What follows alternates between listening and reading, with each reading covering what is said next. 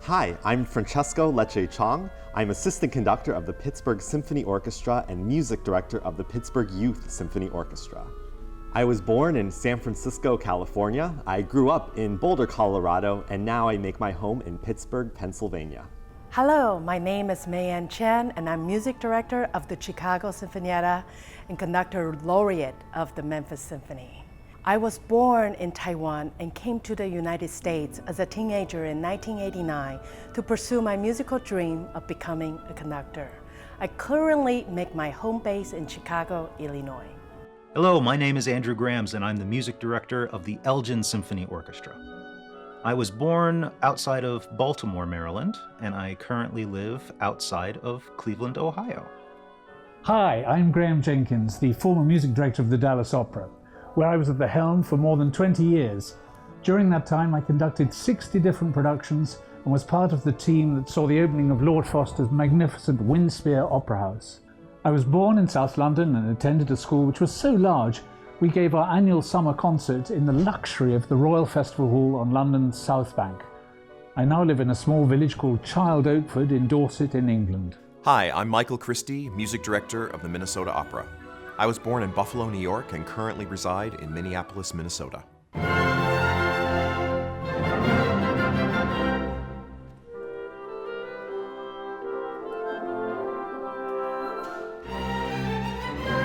What made me want to be a conductor? I've always loved orchestral music much more than solo or chamber music, and playing in an orchestra has always been the most fun thing that I've done. And I was a professional violinist in and around New York City for a number of years, and I was young and foolish enough to try my hand at conducting, and it stuck. So I started wanting to become a conductor when I was playing in youth orchestra. I was very lucky to start conducting in high school, and I'll never forget that first time getting in front of all of my friends and getting to conduct, this little Tchaikovsky piece. But it was such a remarkable experience getting to bring everyone together and make such amazing music. When I play in the orchestra for the very first time at age 10, I was completely drawn to the person on the podium, the conductor who helped to make the biggest sound in the room only through body language. It was like magic. So I ran home to tell my parents that I wanted to be a conductor to play the largest instrument possible, the orchestra. I remember being in my school auditorium in first grade, my classmates on stage, the music teacher came out, raised his baton, and suddenly they all came together, and I was just absolutely gobsmacked. But I've realized since then, in addition to bringing everything together, it's about collaboration. Collaboration between the conductor and musicians, collaboration between all those on stage and all those that support us, not only with their time, energy, and financial support, but also creating a heart for our community. As an undergraduate, I attended a performance of Peter Schaffer's play Amadeus, and the scene where Salieri is caught eating Kuchen in the library, and he hears for the first time the Grand Partita Wind Serenade of Mozart. He hears a simple, rusty squeeze box accompaniment, and then an oboe enters, a single note high above the stave, creating a sound forever unfulfillable. Salieri says, "I've heard a voice of God," and then realizes what a genius Mozart was. I raced back to Cambridge and conducted a performance of that Wind Serenade and knew I had to make music my life.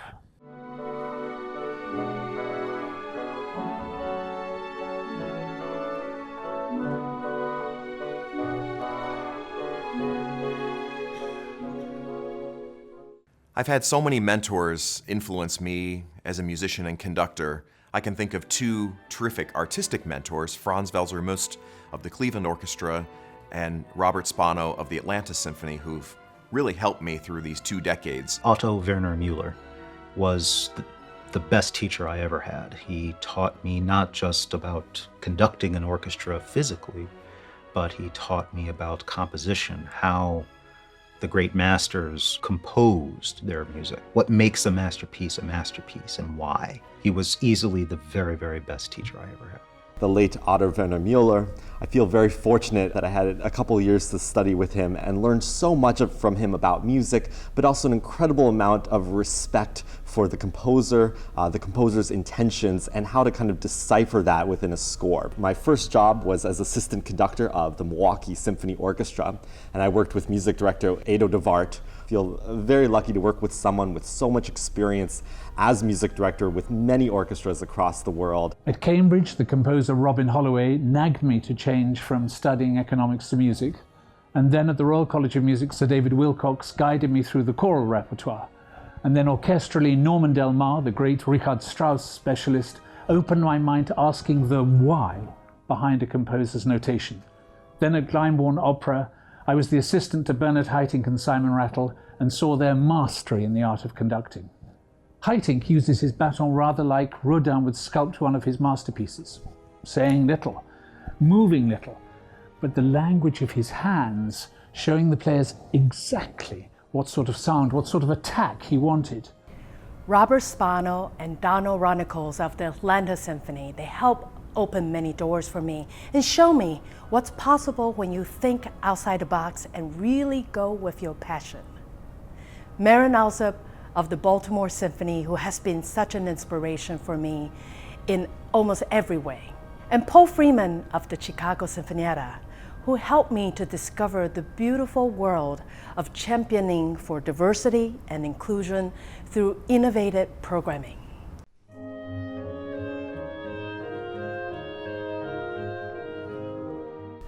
I can still easily remember the first piece of classical music I fell in love with.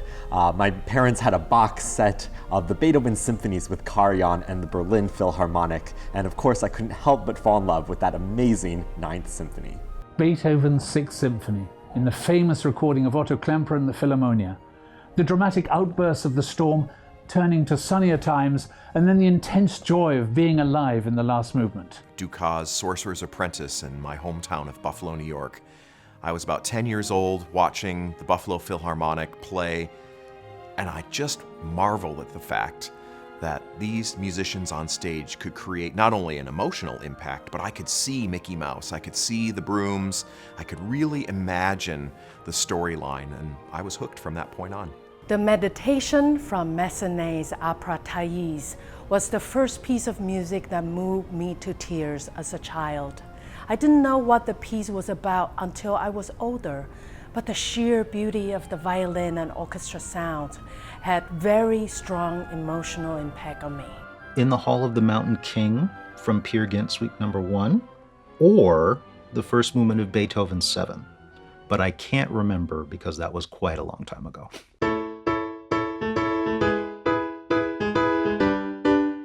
Viva la Vida by the cool band Coldplay. I love the pulsating rhythm, the use of the strings, and the intriguing lyrics. Ella Fitzgerald. I pretty much love everything that she's recorded, but I especially enjoy the simple recordings she made with just piano of Someone to Watch Over Me and Misty. Baba Black Sheep from the album Live in Cuba with Wynton Marsalis and the Jazz at Lincoln Center Orchestra. And the first piece I found was Brian Ferry singing Sonnet 18. Well, my smartphone is loaded with lots of classic rock, so I can think of pretty much every song of Fleetwood Mac in Chicago.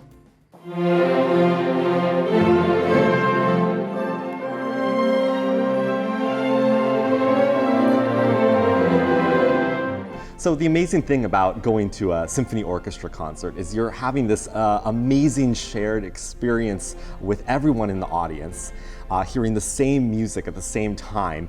But at that same moment, you are having a very personal experience. You are connecting to the music on a very individual level. You are connecting with the performers on stage in that moment. You're connecting with your fellow audience members, and you're being inspired by this wonderful music. Everyone who attends a symphony concert should come away feeling inspired, comforted, uplifted from a musical journey through the unique communal experience created from the collective musical energy on stage. It is what I call a circle of energy. The more we as performers give our all, the more the audience will respond back to us. In one word, transformative. In this hectic digital age in which from waking to sleeping we are the servants of our electric devices, coming to a concert should be an oasis. To leave one's daily worries in the foyer and to listen to the expertise of the players and to enter into a great composer's sound world. To come to a symphony concert is to let your imagination roam. Coming to a symphony orchestra concert should be an event from the moment someone leaves their home, experiences the performance, and returns. The concerts have to be fun, engaging, some surprises here and there, but should really communicate, touch their hearts. The emphasis on fun, I think, is the most important thing. From the moment that they arrive at the venue until the moment that they leave the venue. If you can come, maybe see some friends, have a nice glass of wine before the concert, maybe attend a pre-concert talk just to learn a little bit about what you're going to hear, and then afterwards, go out and have a good time somewhere else.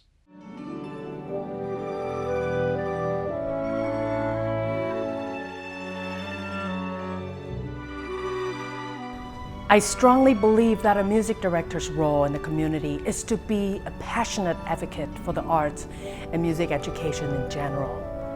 The music director has the fun job of creating ways to invite the community to know its orchestra better, to help build stronger relationships for the symphony within the community, and to introduce audiences of all ages to this wonderful art form that offers timeless pieces which are still relevant to us today.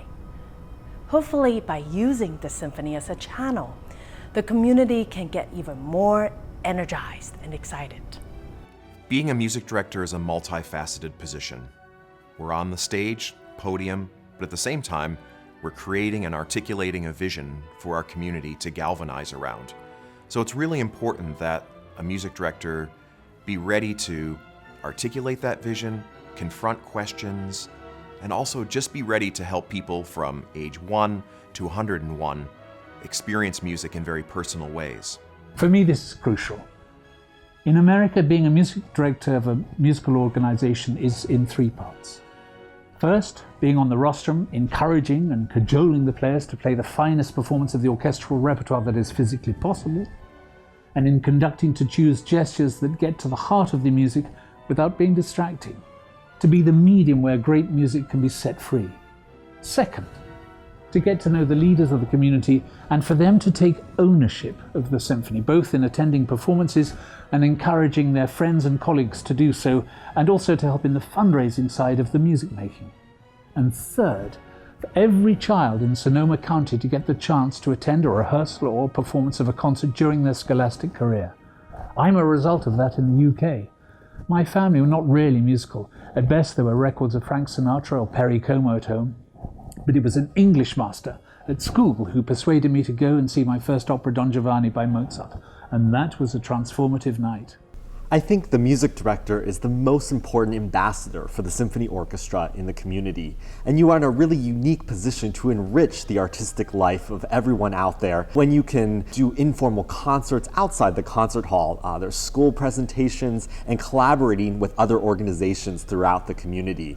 I also think it's wonderful to be able to be an advocate for and make a community aware of the incredible music that this orchestra performs and the amazing talent that each musician brings both to the orchestra and to the wider community. The role of the music director is a very, very important one in that not only does the music director conduct the concerts and manage the orchestra, but the music director is the public face of the organization to the community that it serves. And it's something that I really enjoy doing every time I'm in Elgin, meeting people, enjoying conversations about music and not about music, and just, again, making connections.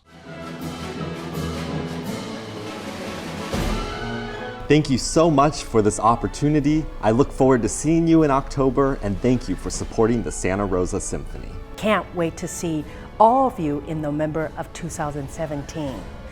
Thank you so much for all your support for the Santa Rosa Symphony. Thanks for the opportunity. See you in December, and thank you for supporting the Santa Rosa Symphony. Thanks for supporting the Santa Rosa Symphony. See you in January 2018. thanks for supporting the Santa Rosa Symphony. See you in February.